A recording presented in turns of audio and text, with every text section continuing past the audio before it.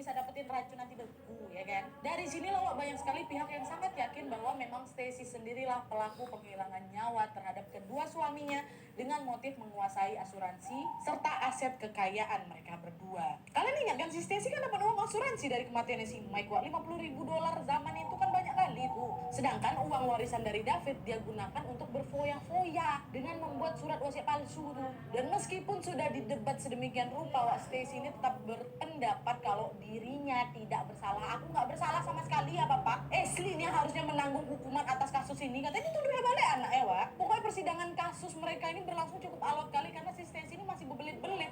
Dia tidak mau mengakui kesalahannya Wak. Hingga pada suatu hari jaksa penuntut umum pun menemukan satu bukti penting lagi yang akhirnya berhasil membuat si Stacy ini bungkam Wak. Bukti tersebut adalah apa? File surat bunuh diri yang ditemukan di dalam komputernya si Stacy. Di momen itu jaksa Pak Patrick tadi itu langsung menyudutkan si Stacy. Dia bilang, kok bilang surat itu ditulis sama si Ashley kan? Nah tapi kok ternyata ini suratnya ada di dalam komputer kau. Berarti kau lah yang nulis surat itu. Nah mendengar tuduhan itu Stacy udah gak bisa ngelak lagi. Iyalah, tahu pula kau. Apalagi Wak, riwayat penulisan file tersebut dilakukan pada pukul 8.40 pagi, di mana waktu itu Ashley masih ada di kampus. Tapi yang bikin kesel nih Wak, ya meskipun bukti-bukti terpampang nyatanya, Stacy tetap aja mengelak. Di akhir persidangan dia terang-terangan selalu berkata, saya tidak membunuh Mike Wallace, saya juga tidak membunuh David Koster, dan saya tidak berusaha membunuh putri saya sendiri. Dengan ini saya menyatakan bahwa saya tidak pernah melakukan semua kejahatan yang dituduhkan kepada saya, kata dia. Tapi meskipun terus-terusan menyangkal Wak, pada bulan Februari tahun 2009, pengadilan tetap memvonis bahwa Stacy bersalah atas ketiga kasus tersebut dan menjatuhkan hukumannya 51 tahun penjara. Dan pada saat menjalani masa tahanannya Wak, akhirnya si Stacy ini pun meninggal dunia pada tahun 2016 karena serangan jantung di usianya yang ke-48 tahun. Oke Wak, jadi itu tadi kisah tentang Stacy Kester yang dengan tega menghabisi nyawa suaminya sendiri dan menuduh anaknya sebagai pelaku. Aku nggak bisa ngebayang gimana rasanya jadi si Ashley itulah. Sepanjang persidangan berlangsung juga Wak ya, Ashley ini cuma bisa nangis-nangis saja dia. Ya macam mana enggak Wak, dia betul-betul tidak menyangka mama sendiri yang ngefitnah dia seperti itu. Bahkan di dalam satu wawancara nih Wak ya, Ashley benci kali sama mama aku. Tapi di sisi lain aku juga sayang sama dia. Ngerasa kata. Tapi untungnya Wak, Ashley ini pun akhirnya bisa move on dari tragedi buruk yang menimpa dirinya, dimana pada saat ini Ashley juga sudah berdamai dengan kasus tersebut dan kembali menjalani kehidupannya dengan normal. Nggak cuma Ashley Wak, adiknya juga si Briu tuh udah kayak ya udahlah kita terima aja lah kayak gini situasinya gitu. Jadi gimana menurut kalian soal kasus ini? Bagian mana yang bikin kalian paling emosi? Kalian di tim mana? Ashley atau mama? Sudah jelas tim Ashley ya kan Wak? Ya nggak sih? Cuma aku sampai sekarang selama udah berapa banyak aku bawain kasus kriminalnya, kenapa orang punya ada niat buat ngabisin nyawa orang? Kenapa? Sebegitu pedihnya luka itu, atau sebegitu maru, apa maru itu apa ya bahasa Indonesianya, maru, kemaru untuk bisa memperoleh harta dunia tuh sampai kayak gitu mata tuh dibutakan ya. Coy, nauzubillah min zalik ya, jauh-jauh sana. Ya. Oke lah, jadi sekian dulu videonya. Terima kasih banyak yang sudah menonton. Kalau kalian suka video ini, klik like-nya. Jangan lupa komen di bawah video dan saran-saran untuk video selanjutnya. Jangan lupa nyalain notifikasinya supaya kalian tahu kalau aku upload video baru. And as always, jangan lupa untuk klik tombol subscribe supaya kalian sama-sama tahu informasi menarik dan menegangkan dari channel aku. See you next video, bye.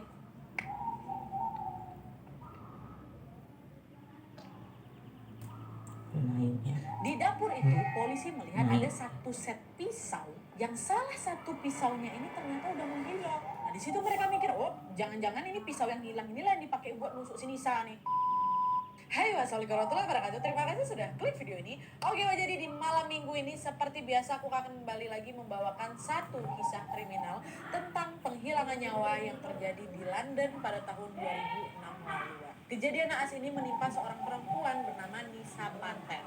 Nah menariknya Nisa Patel ini adalah seorang anggota polisi khusus loh. Dan peristiwa tragis ini terjadi di kota yang memiliki reputasi baik karena dinilai sangat aman dengan rendahnya angka kriminal. Awalnya pihak kepolisian menduga kalau motif kejadian ini adalah perampokan.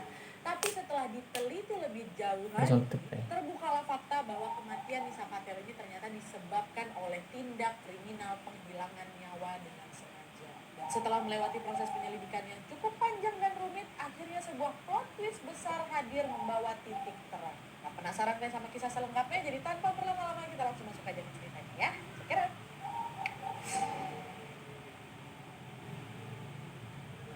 Jadi Nisa Patel ini adalah seorang perempuan keturunan India yang lahir pada tahun 1977 di kota Luton, UK. Nah, sejak kecil Wak Nisa sama keluarganya pindah rumah ke kota Wembley, London. Di sana Nisa tumbuh menjadi anak yang ceria, pekerja keras, dan juga penyayang. Sampailah dia masuk di usia 18 tahun, Nisa membangun bisnis salon, Wak. Bisnis salon yang berada nggak jauh dari rumahnya dan sudah berhasil mendapatkan lebih dari 2.000 customer tetap. Singkat cerita, Wak, pada suatu hari Nisa ini bertemu dengan seorang laki-laki kelahiran Lebanon namanya Fadi Nasri. Tanpa menunggu waktu yang lama, mereka pun saling jatuh cinta. Sampai akhirnya pada bulan Mei tahun 2003, mereka pun menikah di kota Berkshire, UK. Tidak lama setelah menikah, Wak, mereka membeli sebuah rumah di kota Wembley seharga 400.000 pound sterling atau sekitar 7,7 miliar rupiah. Besar kali rumahnya memang. Dan di rumah itu mereka pun tinggal bersama sebagai pasangan yang romantis dan juga bahagia. Nah, setelah menikah, Wak Nisa sama Fadi ini pun sepakat untuk membangun sebuah bisnis persewaan mobil limosin di rumah mereka itu. Dan alhamdulillahnya bisnis tersebut pun berkembang pesat, Wak. Mereka punya banyak kali klien dari seluruh UK. Dan selain bisnis persewaan mobil limosin ini, Wak Nisa juga masih terus loh melanjutkan bisnis salonnya, Wak. Nanti kalau misalnya ada waktu luang, Nisa ini akan refreshing dengan cara bermain dengan anak-anak. Nah, Nisa yang sangat-sangat sayang dengan anak-anak ini, Wak, berkeinginan untuk menciptakan lingkungan yang sangat aman agar anak-anak yang tinggal di sekitar rumahnya ini dapat bebas bermain di luar rumah. Dan untuk mewujudkan keinginannya itu, Nisa pun mendaftarkan diri menjadi Special Constable atau polisi khusus. Ini buat kalian yang belum tahu, Wak, jadi polisi khusus di sana itu adalah penegak hukum yang sifatnya sukarela dan paruh waktu. Jadi semacam polisi part-time gitu loh, Wak. Tapi nggak dibayar ya, karena anggotanya itu merupakan volunteer gitu. Nah, Nisa mengajukan diri sebagai polisi khusus. Nah, sebagai seorang polisi khusus, Wak, Nisa ini juga mendapatkan seragam kepolisian. Dia juga ikut serta dalam berbagai kegiatan patroli. Dia diharuskan datang ke TKP kalau misalnya terjadi suatu insiden. Dan dia juga wajib melakukan jam tugas minimal 16 jam per bulan. Di sini Nisa betul-betul memanfaatkan waktu tugasnya itu untuk bisa mengamankan lingkungan tempat dia tinggal, Wak. Dan berkat jasanya ini, kota Wembley pun tercatat sebagai daerah yang sangat aman karena minimnya kejahatan.